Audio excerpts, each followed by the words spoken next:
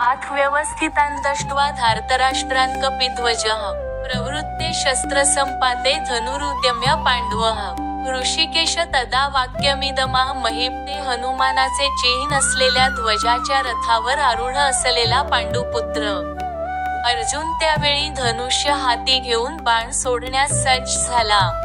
हे राजन, व्यूहरचनेतील धृतराष्ट्र पुत्रांकडे पाहून अर्जुन भगवान श्रीकृष्णांना पुढील प्रमाणे म्हणाला. तात्पर्य युद्धाला आरंभ होण्यास थोडाच कालावधी होता. वरील कथनावरून समजून येते की युद्धभूमीवर प्रत्यक्ष भगवान श्रीकृष्णांद्वारे मार्गदर्शित पांडव सेनेची अनपेक्षित व्यूहरचना पाहून धृतराष्ट्रपुत्र किंचित निराश झाले होते. अर्जुनाच्या ध्वजावरील हनुमानाचे चिन्ह हे विजयाचे आणखी एक लक्षण आहे. कारण राम-रावण युद्धामध्ये हनुमानाने प्रभू श्रीरामचंद्रांना सहाय्य केले होते.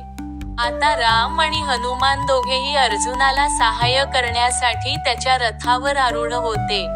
भगवान श्रीकृष्ण म्हणजेच स्वतः श्रीराम आहेत आणि ज्या ठिकाणी भगवान श्रीराम आहेत त्या ठिकाणी त्यांचा नित्य सेवक हनुमान आणि त्यांची नित्य सहचारिणी भाग्यलक्ष्मी श्रीमती सीतादेवी उपस्थित असतात. म्हणून कोणत्याही शत्रूकडून अर्जुनाला भयभीत होण्याचे कारणच नव्हते आणि सर्वात मुख्य गोष्ट म्हणजे इंद्रियांचे स्वामी स्वतः भगवान श्रीकृष्ण त्याला मार्गदर्शन करण्यासाठी उपस्थित होते. याप्रमाणे अर्जुनाला युद्ध करण्यासाठी हितकारक मार्गदर्शन प्राप्त होते आणि भगवंतांनी निर्माण केलेल्या अशा आशादायक परिस्थितीमुळे युद्धामध्ये निश्चितपणे विजयी होण्याची खात्री होती. व्हिडिओसाठी डेली सुमित चॅनलला सबस्क्राईब करा.